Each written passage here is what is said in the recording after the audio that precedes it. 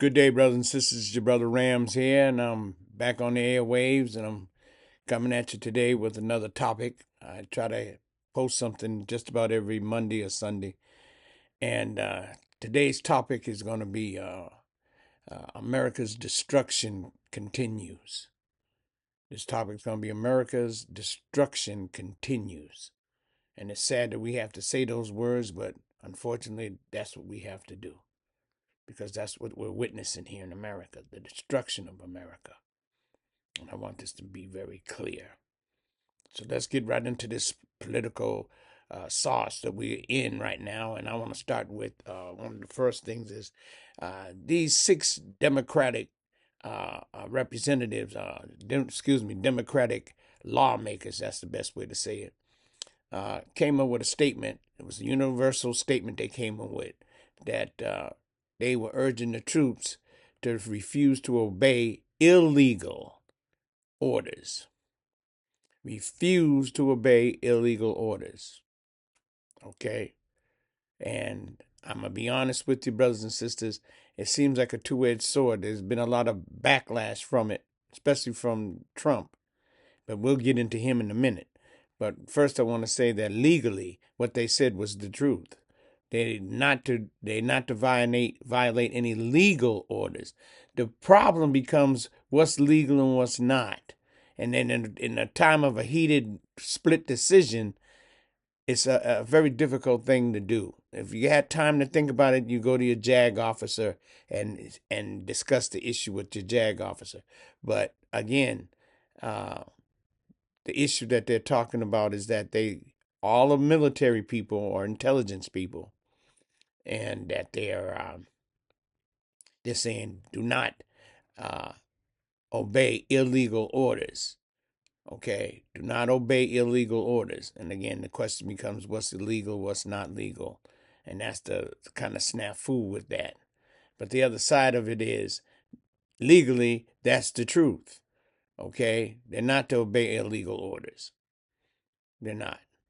And one of the critics, I find kind of strange, he's the poster child for term limits, is Lindsey Graham. Now, let me give you a background on old Lindsey. Okay, he was in the military. He was in the JAG Corps. That's, basically the lawyers of the military. And he was in the Navy. Okay, and he knows the rules. He knows the rules about obeying illegal orders. Okay, so it's not like this is something new to him, but of course he wants to spin it in the favor of, they're being disobedient, that they're encouraging the soldiers to not obey their commands. And that's not really the truth. It's just exaggeration by Lindsey. But again, he's a poster child for what I talk about, term limits. And that's necessary because, as we see, we're not going to change our destination here in America, brothers and sisters, until we change that system from the top to the bottom. I'm talking from the Supreme Court on down. Supreme Court, no, they must have term limits, 65 or 30 years. Either one, whichever comes first, you're gone. Next thing, you don't get to stack the Supreme Court like this president did. Put 3 Supreme Court justices on within 4 years. Whoever heard of that? That's stacking the Supreme Court. That's why everything that he throws all those legal things out, and then he rushes to get to the Supreme Court. Well, because he stacked the Supreme Court. But Brother Ram's plan is this. It alternates between parties. Okay, one opening comes, it goes to Republican. Next one opens up, becomes to a Democrat. The next one opens up, Republican, so forth and so on. That's the only way we're going to get a decent Supreme Court that's actually going to enforce the law, okay, of the land. Congress, again, Congress has an issue. Senators, 2 6-year terms. That's it. In 12 years, if you can't get anything accomplished, you got to go. Let somebody else come in there, step in there and get the new blood.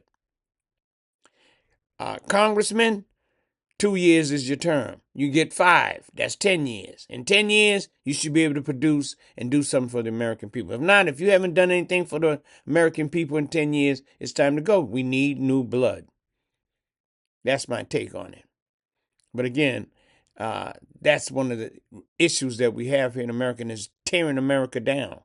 And if we don't change our political system, stop letting these same old fuddy-duddies run our country with the same old, you're going to get the same old, No progress. But see, time is moving forward. Time is moving forward, brothers and sisters. So you can't sit here and do nothing about it, because you have to do something about it, because everything must change.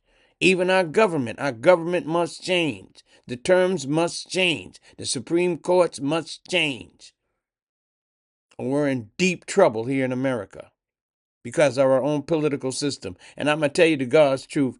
Our allies, they're laughing at us. They look at us like we're the laughing stock. This is democracy, because the other countries, the main two other ones, they're communists. They said this is democracy. Again, one of the biggest problems with democracy is it's never solved the racial problem. It's never solved the racial problem. And it can't be a true democracy if one group of people in the democracy aren't treated equally as the others. And you know where that comes from, like I said, Article 1, Section 2, Clause 3. But right now, brothers and sisters, I'm going to switch up just a little bit here and go back to those 6 military folks, lawmakers, I call them. Some of them were the Intelligence Committee. Some of them were actually in the military. And they came up with that statement about refuse to obey illegal orders. Okay? Which, again, that's part of their code as military folks. They must obey orders, and that makes sense because it keeps chaos down in the military. But this is what I take big umbrage to, and I'm getting into my subject right now. The big umbrage was this. President Trump accuses these congressmen of seditious behavior. Look at this.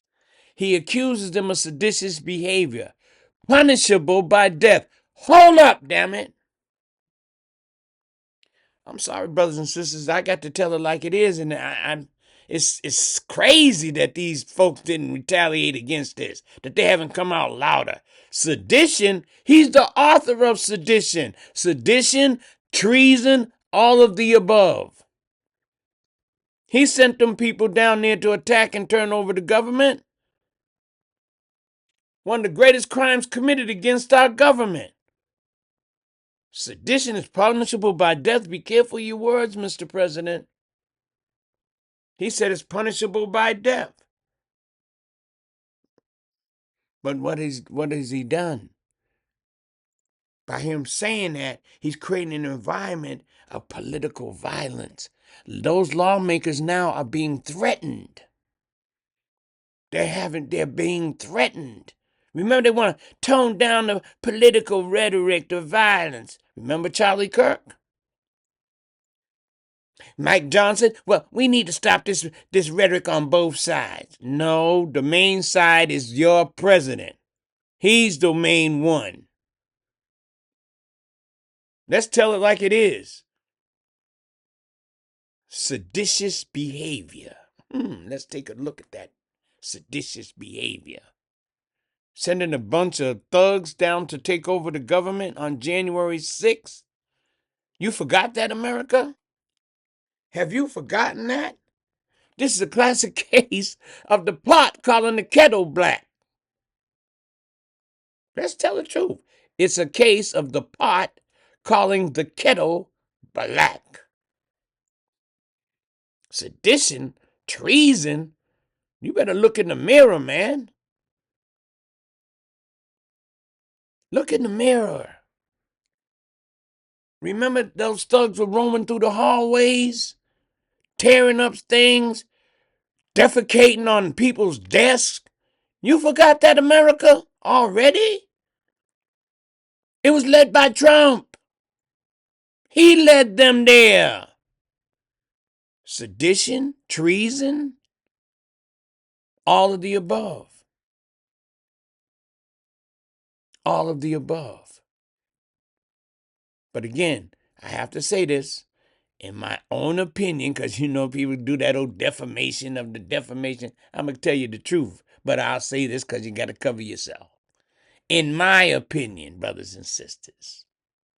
But you could take that or let it alone. In my opinion, the main one to blame for this foolishness with Donald Trump is Merrick Garland. He's to blame because he was the attorney general.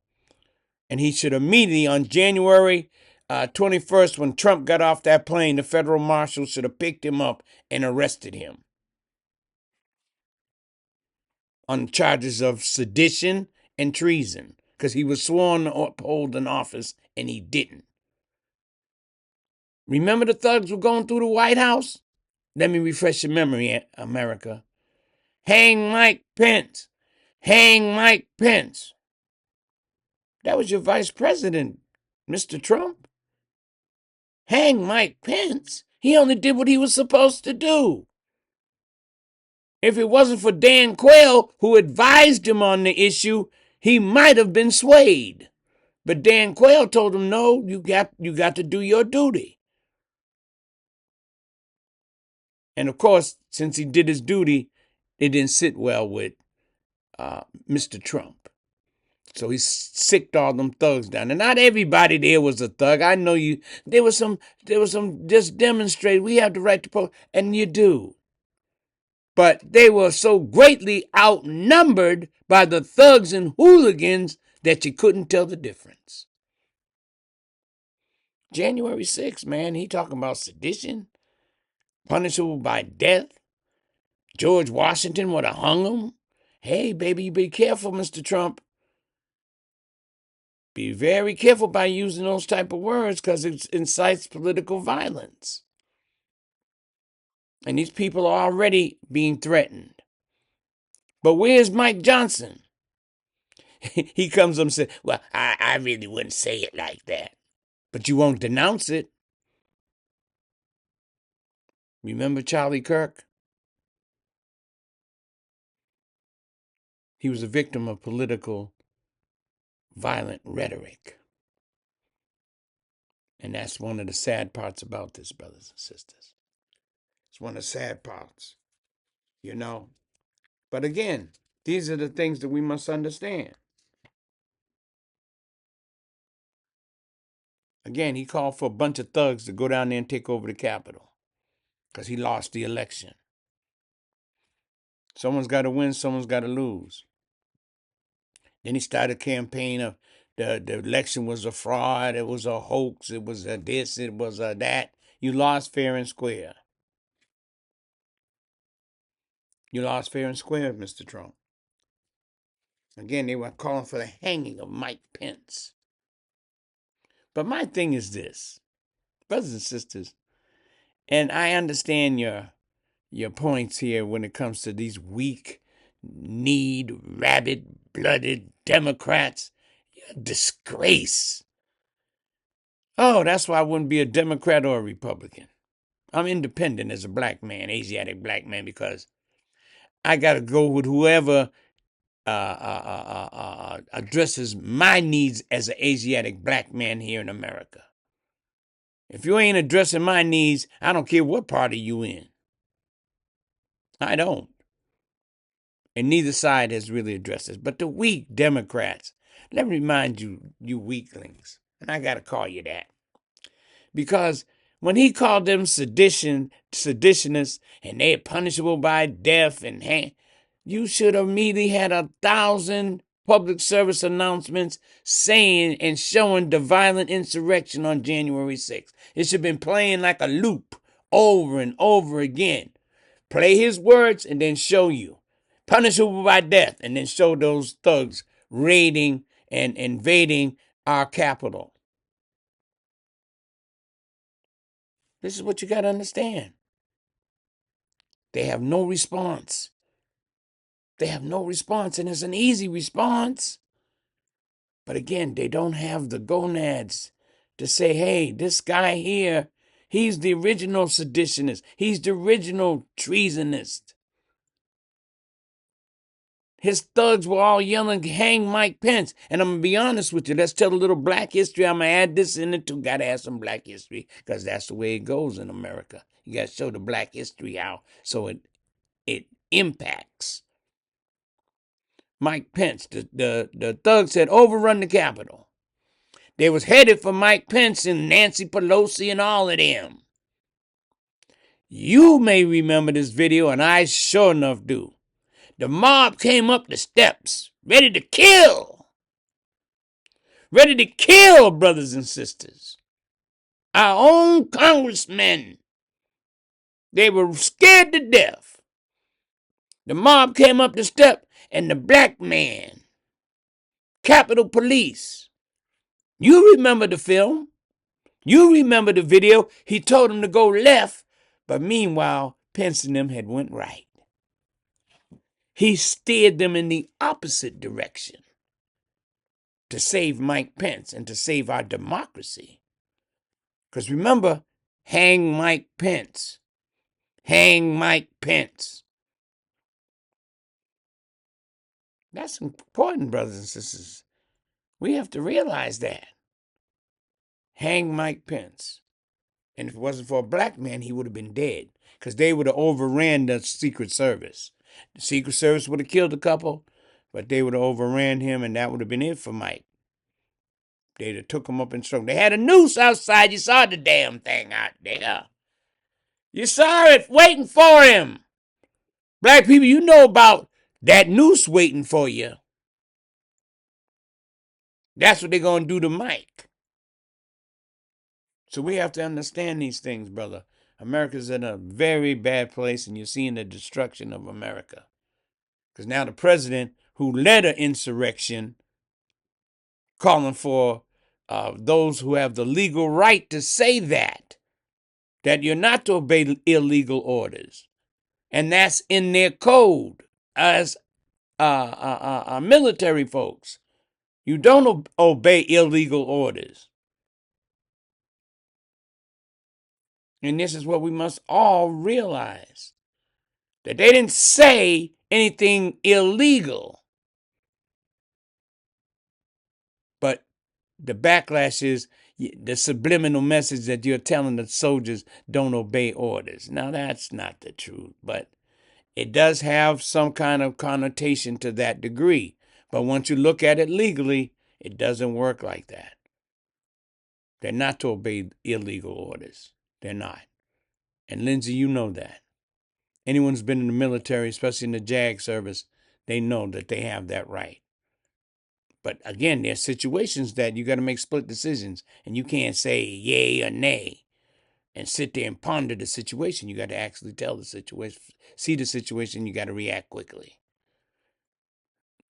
So my thing with the Democratic lawmakers was that they were right, but the timing and way they did it can be considered a little bit suspect. So we can't totally throw them under we don't want to throw them under the bus. Okay, but they do have some responsibility to understand. But now they heap violence on them. Now they need 24/7 security. Again, because we have a president that preaches violence. He preaches violence. It's okay to be violent. And when those thugs went to jail, they were prosecuted, they were sentenced under the regular justice system, and they were sentenced. What did he do when he got in there? He pardoned them. Pardoned crooks. He been pardoning crooks ever since he been in there. Remember the Grizzlies? Mail fraud? He just pardoned a guy that was embezzling money in Tennessee. Seems like he has this affinity with people who take other people's money. But he's a law and order man. But he lets go people who take from other people. That's hypocritical from where I'm from. That's very hypocritical, brothers and sisters. But again, we're the weak Democrats. But again, I have to say this, brothers and sisters. Our criminal justice system is a hoax. Brother Rams, are you serious? What do you mean a hoax? It's a hoax. It's a joke. What's the symbol of the justice in America? It's supposed to be a woman blindfolded, right? Woman blindfolded, holding a scale. means it doesn't matter who you are, we don't see you. All we see is the weight of what you did or didn't do. That's what the scale is for, the scale of justice. If it's on the side of you did wrong, you're guilty. If it's on the side that you did right, you're good. Your brother Rams here has to tell you the truth that that system is a hoax. It's a joke. Because first and foremost, had it worked properly, then Mr. Trump would have been in jail.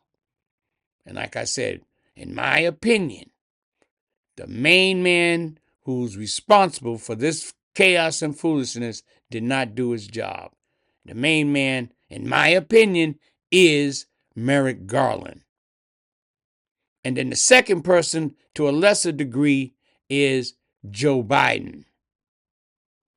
Because he was afraid that if he sent Merrick after him, it would look like he's weaponizing the DOJ. Hello! What do you think this guy has done? See? Look what he's done. He told that girl, what's her name? Blondie, Bondi, Stondi, one of them crazy names. And then Miss Bondi, I must say this to you, like Representative Massey, in 2030, Donald Trump won't be the president. And you better be careful because now someone's going to come after you legally like you did others. Remember there's a saying? What comes around goes around. And you will have your day. You, Kash Patel, all of you minions and puppets that work for Trump. He'll be long gone. Trust me, he'll be long gone by then. And then now, they're going to turn on you.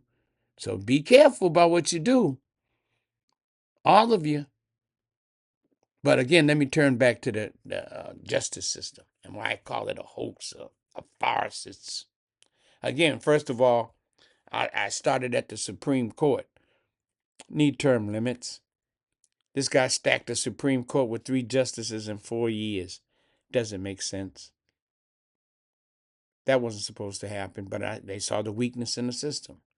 Congressmen in too long. Senators in too long. We need new ideas.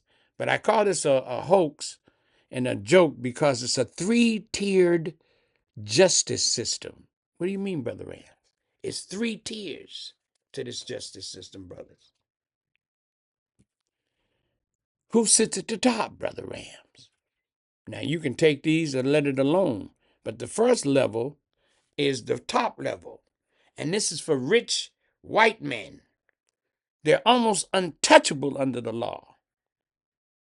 Rich white men are almost untouchable under the law.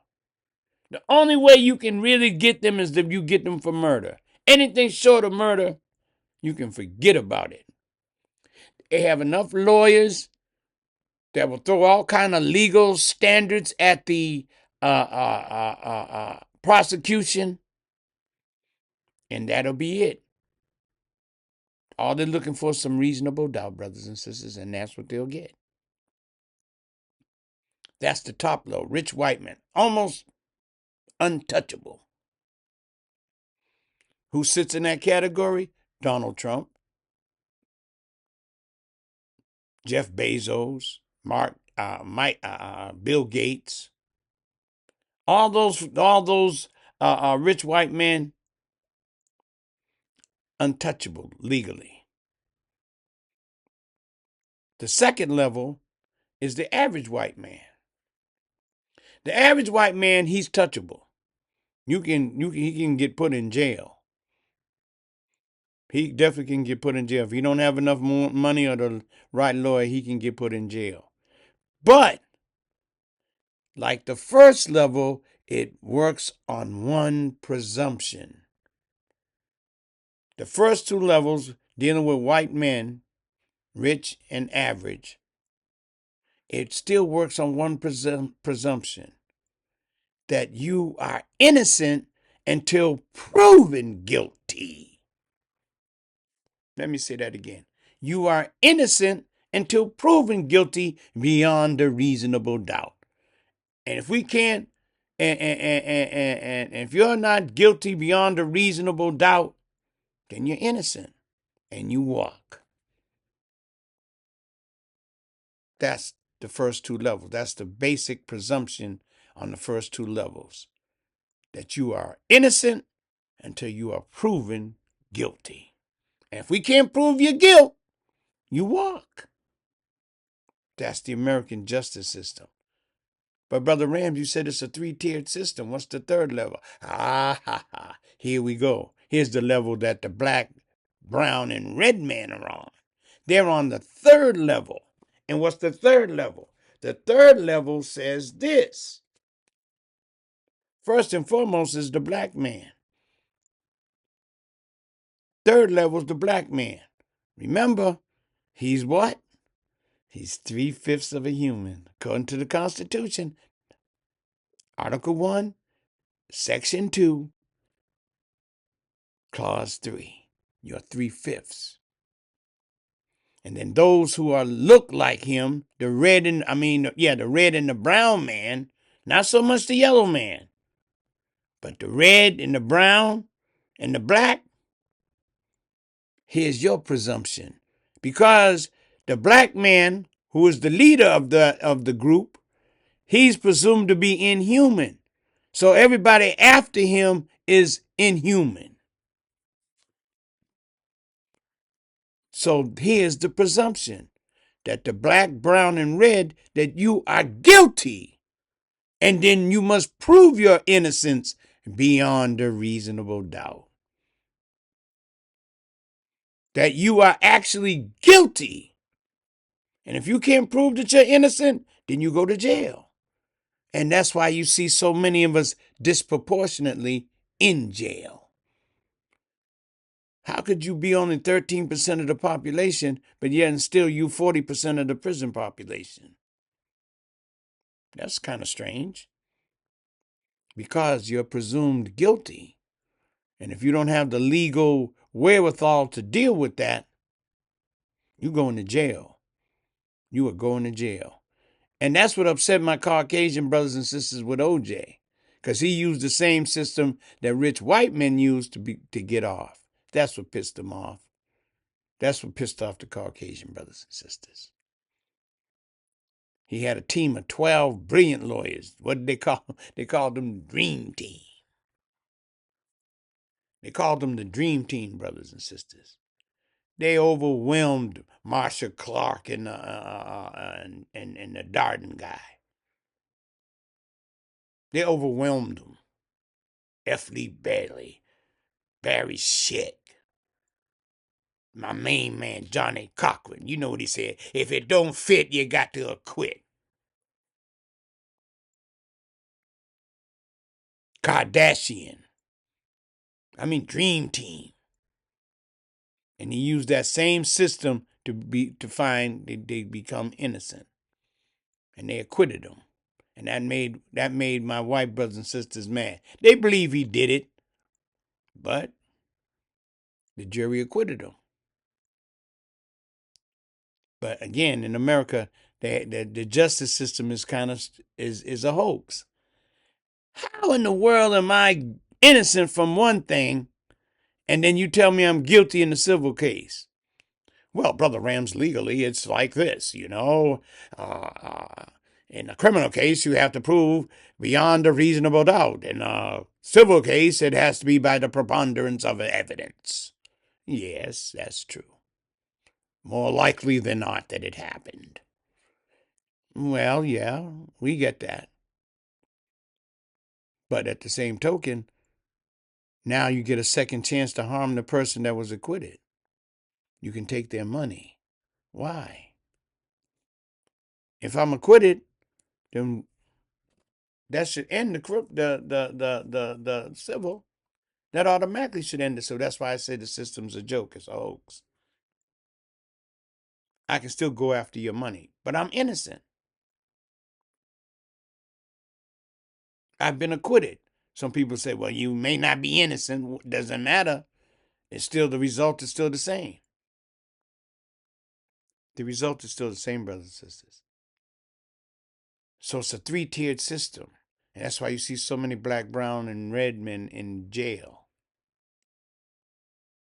And then of course, they get more time than their Caucasian counterparts for the same crimes. And again, you can go to the Bureau Alert of the FBI statistics. Will show you the big discrepancy in demographics between black, white, Hispanic. So you can do that. So it's a three-tiered system because, again, you're considered not human. You're 3/5. That's what the Constitution keeps preaching. And so it can't be equal. The presumption can't be equal. It can't be innocent till proven guilty.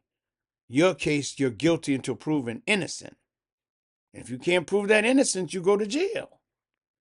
And that's why they got a book out, brothers and sisters, I want y'all to look up and get to add to your library, because you should always increase your library to gain knowledge, so you can not only you read it, but for you to pass on to your children and other young people, so you could be a source as you get to be an elder in your family, that you could be a source of knowledge.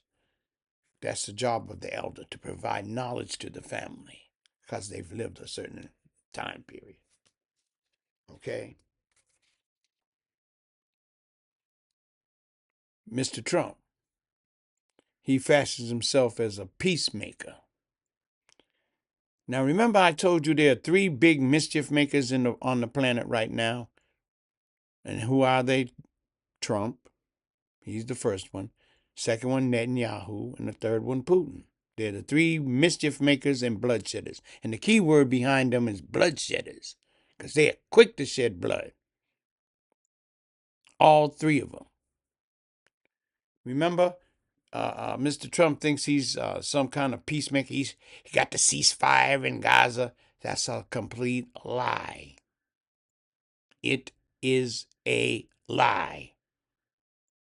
What do you mean, Brother Rams? What do you mean lie? Israel is still, they've already broken the ceasefire agreement. But I know what they're doing? They're launching airstrikes. I mean, I'm laughing because you got to laugh to keep from crying from this foolishness. I stopped the war in Gaza and I put an end to it. No, you haven't. Israel is still bombing them people, man. And they hide behind this one little thing.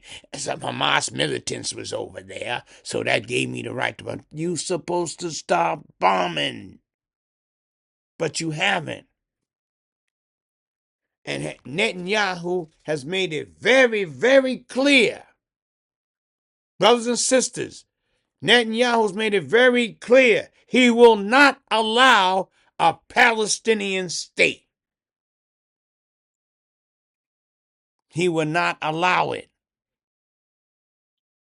But remember, I told you, brothers and sisters, the League of Nations in 1919, by Article 22, with a Class A mandate, gave these countries the right to govern themselves and to have a place to live of their own. And they were Syria, Iraq, Palestine, and Syria, Iraq, Palestine, and Lebanon. They were allowed to govern themselves. They were to have their own state. And it was through the Balfour Agreement that they slipped in there with Lord Rothschild to want to add that piece to the Class A mandate that they now get a home for Israel. But there wasn't Israel's land. And Great Britain had no authority to give that land. But they took it by force. They took it by force. And like I say, black man, Asiatic black man, I'm telling you right now, your biggest enemy in the history of our people have been the British. They've been our biggest enemy when coming to colonizing Africa, because they had the biggest military during that time. They colonized. They went in and raped and pillaged the black empires there. Great Britain. Study it. You will. And I'm going to talk about a little black history at the end, because I got to do it, because we got to keep teaching and preaching. But Netanyahu, warmonger, bloodshedder, Ain't no ceasefire. But the media is awfully quiet. They just give you a little snippet because they don't want Trump to get mad because he calls himself the great peacemaker. He's a mischief maker, bloodshedder. And I say to you from the last times, what does your holy book say about the mischief maker and the bloodshedder? Who does your holy book call him? Who's the other mischief maker, Brother Rams? Remember Putin? Putin bombing them people. So, oh man, he's destroying them people, man, destroying them left and right, bombing the major cities, bombing the energy infrastructure. So it's cold over there now. Freeze them to death, damn it, like Netanyahu. Starve them to death. Mischief makers, damn it. Can't you see it? And you weak Democrats can't stand up and say nothing. Shame on you. Trump, bloodshedder, waging, flexing his muscles against little Venezuela, blowing up ships, killing people. You don't know anything about who's on that boat. All you keep saying they're narco terrorists. You have any proof? Rand Paul keeps looking for proof, but again, his voice ain't too loud because he's a Republican. He just says it in a kind of meek way. Well, there ain't no real proof of nothing. Of course there isn't, because it's made up. Because he's a mischief maker. And remember, I told you in my last podcast, be careful. This is how he can stay in power. All he has to do is start another war. If he starts another war and the war's going on during the time of the election, the elections can be suspended and he will remain the president. Keep that under your hats, brothers and sisters. Look for it because it's coming up. That's why he's starting war with little old Venezuela. You look at them little ships they blowing up, those ain't the heavy kingpins of the drug trade. He just killing innocent people. That's mischief making and that's bloodshedding. Now you can take what I said or let it alone, but it's the God's truth. He had a couple of them, but guess what? He let them go. Why? The normal procedure with DEA is if they kidnap you, you gonna come and you gonna give us some answers as to who you running these drugs for. Do you really want to get rid of the drugs, Mr. President? Or are you just showing it as a bully tactic? I'm gonna go bully the 3-year-old. I'm gonna bully the 4-year-old and I'm 17. Sent the United States best aircraft carrier strike force off the coast of Venezuela, right near Trinidad and Tobago. Wow, we're powerful. Come on, man. Don't fall for that propaganda foolishness.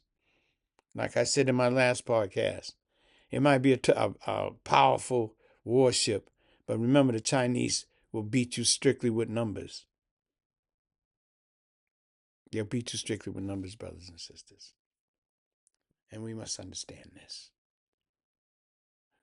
So as I say, brothers and sisters, that the world right now, where America's on the eve of destruction, America's falling apart. Remember, like the great societies I keep telling you, like ancient Egypt, ancient Greece, ancient Rome, God got rid of them, and he's here today. He's going to move America right out of the way if they don't do right. And that is to change. And that is to stay out of trying to go back to the past and move forward. Progress is important. That's what we must make. We must make progress. Now I'm going to pivot just a little bit here about a situation that kind of sad, but there's a young lady. Her name is Tatiana Schlossberg. Now you say, who's Tatiana Schlossberg? Well, Tatiana Schlossberg, she happens to be the granddaughter of JFK. She's the granddaughter of JFK. And right now, Unfortunately for Miss Schlossberg, she has terminal cancer, terminal leukemia. 35 years old. She's a wife, a mother of two, and again, the granddaughter of our late President John F. Kennedy. Sad. Now, Brother Rand, why are you bringing her up? I'm bringing her up because her cousin, RFK Jr., as I call one of the most dangerous men in America because he concerns himself with the health of Americans. And one thing about disease, it don't give a daggone if you're Republican, Democrat, independent, black, white, and everything in between. Once the disease is on your behind, baby, it's on your behind. So he's the most dangerous man in America. He cut 500 million from research. In particular, a lot of it was geared toward cancer research. And by the way, cancer is one of the leading diseases in America, and he cut 500 million from it. And now your cousin's dying, got terminal illness. How do you look at yourself in the mirror, damn it? Now you would say, well, Brother Ramsey had it before he became Health and Human Services Secretary. Yes, that is a fact. But my point is, what about the person or persons that come behind her? That they could possibly be saved with a medical breakthrough. But you smug Republicans sitting up there, well, we cut it as waste, fraud, and abuse. Waste, fraud, and abuse? How's it waste, fraud, and abuse? Do you know how many lives you can save? She has terminal cancer, brothers and sisters. Research that could save her, her own cousin done cut it. You know the family don't like that. You know the family don't like that, brothers and sisters. It's sad. I find it very sad and disturbing. Tatiana Schlossberg, daughter of Caroline Schlossberg, daughter of JFK, granddaughter of JFK, Tatiana. Terminal leukemia. That's a cancer that attacks your white blood cells. And white blood cells are used for fight infection and protection. And it protects you with wounds. When you get wounds, it goes to that area and starts to heal them. And they're doing heavy research, man. You're attacking Harvard, holding back billions in money from research.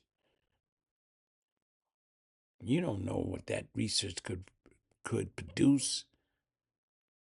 You don't have a clue what it could really produce, brothers and sisters. And we must understand these things. This is the destruction of America. Look at our educational system. Remember I said in one of my podcasts, I said, education is the key to your salvation. You destroy education, there will be no salvation. Because the only thing that can lift you out of the darkness of ignorance is the light of truth and understanding. Let me say that again. The only thing that can lift you out of the darkness of ignorance into the light of understanding is education. And I mean a proper education. A proper education that not only teaches the students about self, but it also teaches them that the world has different people in the world, that everything must change, that time moves forward. And you must have a proper education to know not only about yourself, but others. DEI? Code word for racial hatred? God's the author of DEI. He gave us diversity, he gave us equity, and he gave us inclusion. You will see it all around you every day. But we want to live in the 20th century, and you can't do it. You can't do it, brothers and sisters. It doesn't make sense. It doesn't make sense. So that's why I'm saying it's important that we stick up for education, that we can't allow Trump and his minions to destroy education. We must fight back at every cost. And especially when it comes to higher education. Harvard, kudos to you. Keep fighting them, baby. Don't give in like Columbia and some of them other punk universities. Especially in the Ivy League, baby. You got high-class lawyers, man. Harvard got plenty of lawyers, man. Judges. They said, no, we do better to fight back. And they're right. Fight back. Hit them with all kind of legal standards. So that's what I want you to understand tonight, brothers and sisters. The destruction of America. The destruction of the world with the mischief makers. Putin. Putin's the third one. Bombing them people to death.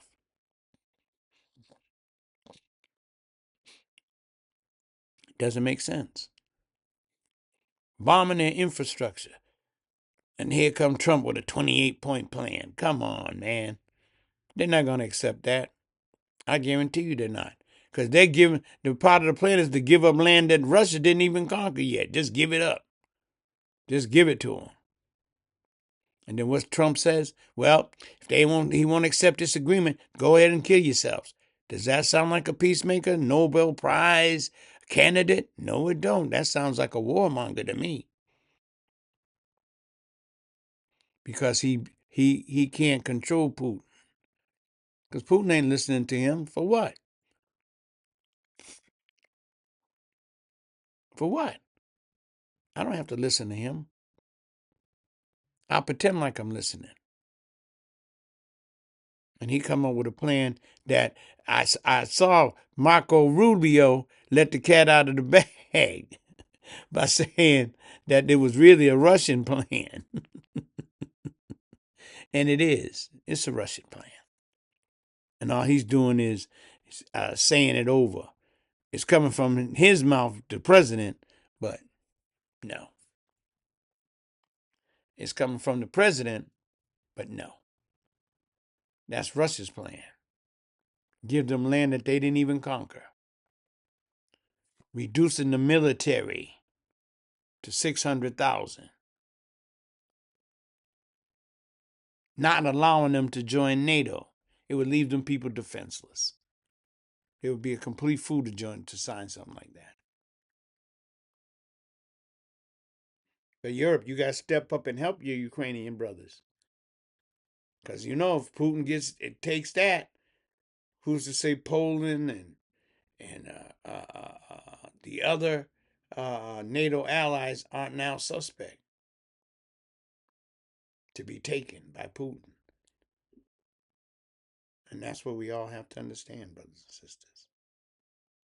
So again, what we're witnessing is the destruction and fall of America right in front of your eyes.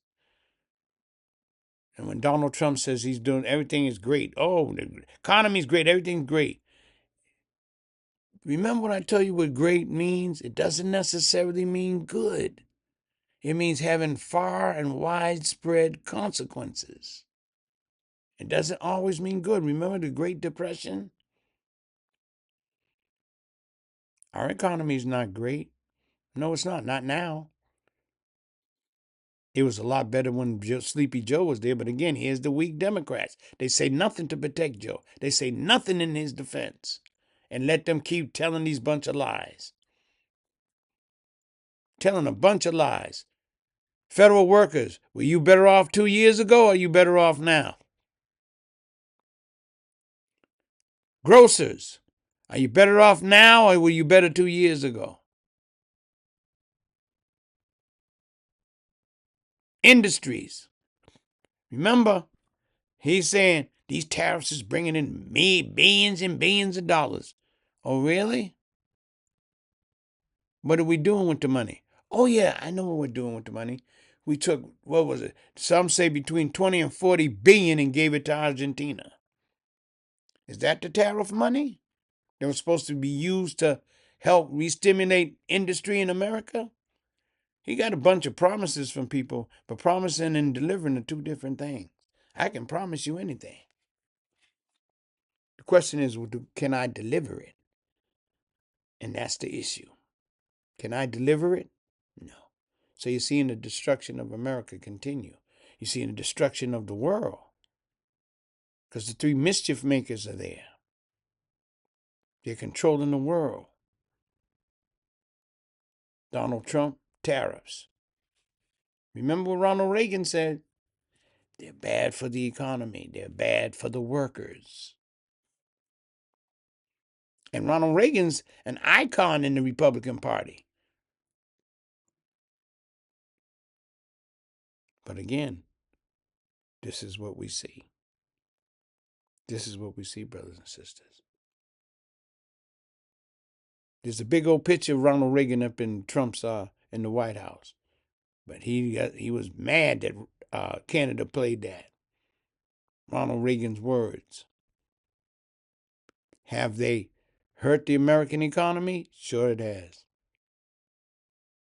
Has it hurt the American workers? Sure it has. You're seeing massive layoffs coming up, and you'll see in 2026 massive layoffs. I just want to pivot real quick to the healthcare system because that's what the government shutdown was about. They didn't want to address the healthcare system. Well, at the start of the new year, remember, we're not gonna touch Medicaid or Medicare. You might as well have been talking gibberish because everybody's gonna get hit. Everybody's going. If you're on Medicare, your costs are going up. The costs are going up. But my question still remains: what is the Republican plan for health care? And that's what Marjorie Taylor Greene was saying to Donald Trump. My constituents, they want to know what's going to happen to their health care. You keep talking about a plan, but you don't have one. And what did he do? He started attacking her, saying she done lost her way, she's a traitor. And is that what you call someone who's been one of your staunchest supporters? She resigned, unfortunately. Because she said, I don't want to deal with that foolishness, because right now she's getting death threats. This is a violent man, brothers and sisters. He believes in violence. That means he don't mind shedding blood, as you saw on January 6th. So that's what I want you to understand. Mischief maker, bloodshedder. These are the three. Trump, Netanyahu, Putin. They are the scourge. They are the scourge of the earth right now with their mischief making and bloodshedding. Attacking little Venezuela for what? You ain't making no dent in the drug war. And again, as I said last time, what about America's appetite for the drug? We won't discuss that. Okay? We'll keep that hidden. But this is what we must do, brothers and sisters. All right? I'm going to pivot a little bit right here because I always got to throw in some black history because we got to teach our children, because remember, America has made it her mission to obliterate black history. And we saying, no, you are not. And I told you, black brothers and sisters, we need to go teach our children. And so now I'm going to give you some empires I want you to start with, just looking at them. You know, I just want you to start looking at some of these empires that I'm talking about. One of the first empires is the Zulu Kingdom. Uh-oh. Look it up. You know who the Zulu kingdom was led by. That great brother, you heard him, Shaka Zulu. That brother was a warrior, Jack. He had a serious, fierce army of fighters. He made them fight with no shoes on so they wouldn't slip. He crafted a new type of spear. Not the long one that was bulky and awkward. He came up with a short spear for in close fighting. And he came up with a shield. A heavy shield. So if you were to shoot arrows, if three of us got together and put our shield up, it would protect us. Shaka Zulu in the Zulu kingdom. Get your children to look at that. The second one I want you to look up, and I always mention this, but I got to mention it because I love mentioning it, is the kingdom of Mali. That's my man. Mansa Musa. Mansa Musa. The great kingdom of Mali, where he had one of the greatest learning institutes in the world in his kingdom, and that's called Timbuktu. All kind of manuscripts pertaining to science and math and government, astronomy, architecture.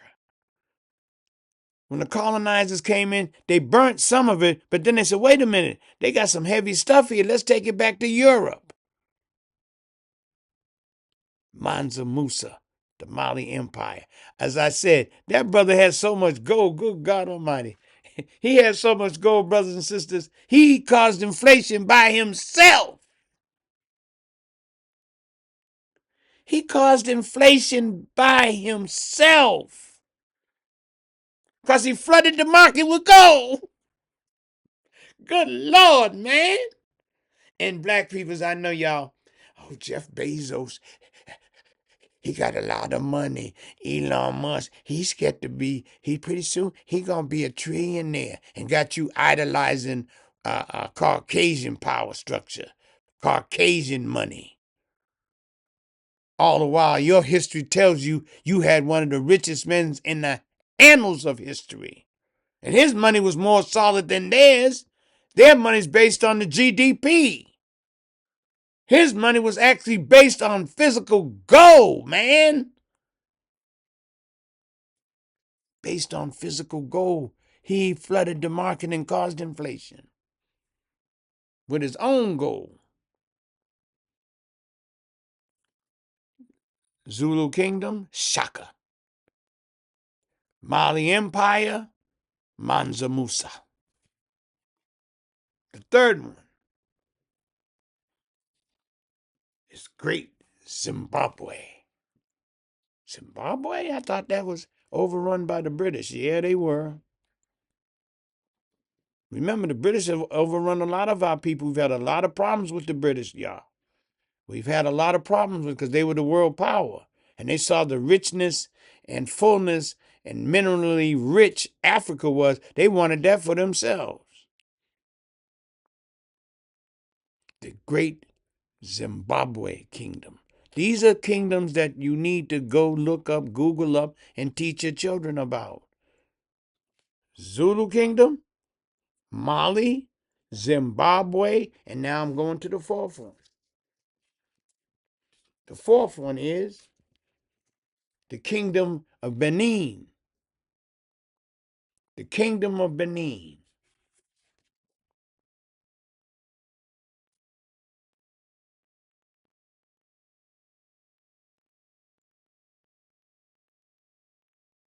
Yep. Many of this stuff was stolen from them. But the Benin, Benin, the Great Benin Kingdom. Kingdom of Benin. That's the fourth one. And finally, the Ethiopian Empire. And then again, In the Ethiopian Empire, guess what you're going to see? You're going to find. You're going to find the original Semites. You're going to find the original Semites in Ethiopia. And they had some kings and queens there in Ethiopia. Good God, man. So teach your children that. Start off with them and give them a little history of some of our great kingdoms. And then, like I said, like I do in Black History, I always give some inventors, because I got to give the inventors, because this is what uh, uh, uh, uh,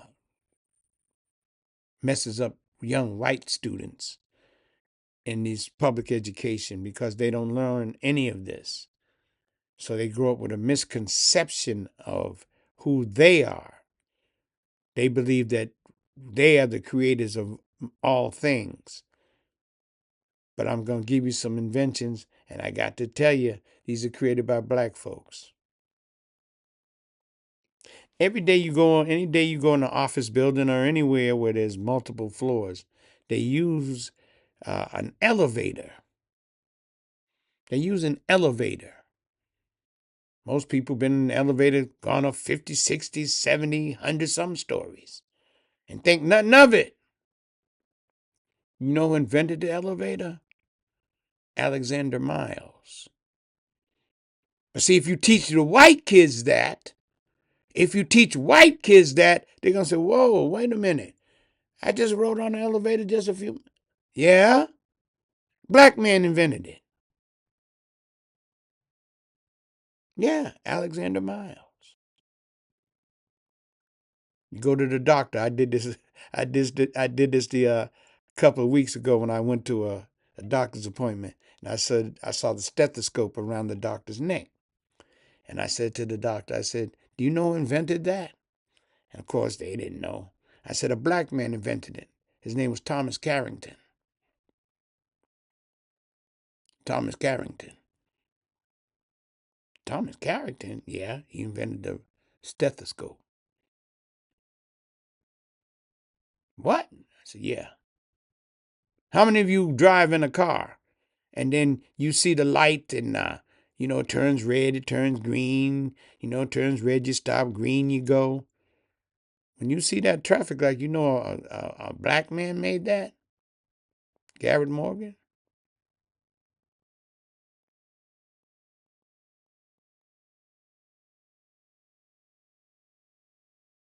Black man made that.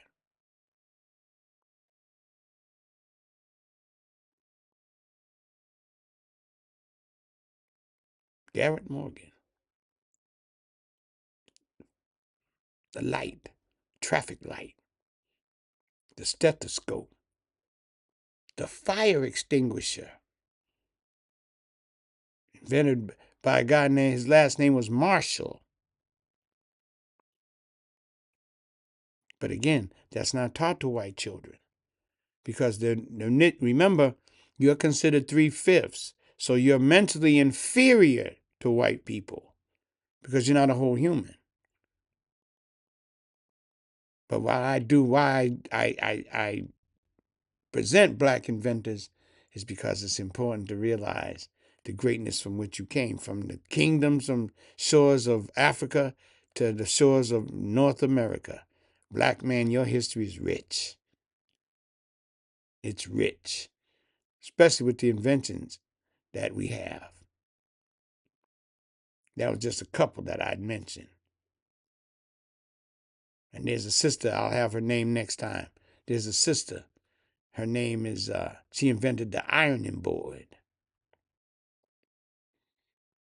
Okay? That's Black history, baby. But this is what you got to teach our children. Teach them with the things that they see every day. Start with that, Black parents. You see a traffic light. You see the stethoscope. You see the fire extinguisher. You see the elevator. Go to the music park and you see the roller coaster. Teach your children this. And like I said, it does a great disservice to the white children because it gives them a misconception of who they really are. They're left with a misguided understanding that they are the creators of everything. They're the scientists. They're the mathematics. Thus, I'm intellectually superior over you. But you're not. Because if they even made an effort to show you the inventions of black folks, it'll shock you. Open heart surgery. Who was that? Daniel Hale Williams? Dr. Daniel Hale Williams? Open heart surgery? Black man doing open heart surgery back then? Got to teach our children, brothers and sisters. That's important to realize. So, brothers and sisters, it's always a pleasure, but I want you to keep hope alive. God is on the scene. Just remember that we, as black folks, have come through much, much harder times than this. And one of the things that we've been able to overcome is with our faith in God. So I say all my black brothers, brown, red, yellow, and Caucasian brothers, have faith in God. Because he's here and he will rescue us. But at the same token, we've got to change. He wants us to change, and he wants us to move forward out of the 20th century into the 21st century. That's where you're at now. You're not in the 20th. So 20th century education is not effective in the 21st century. It just won't work. And that's what you have to understand, brothers and sisters. So again, thank you so much, dear brothers and sisters, for your time. Continue watching. I'm going to be talking next week about, again, probably how education has hurt white children in America, just like it has harmed black children. So again, I wish you peace. Take care of your family. Look out and stay safe.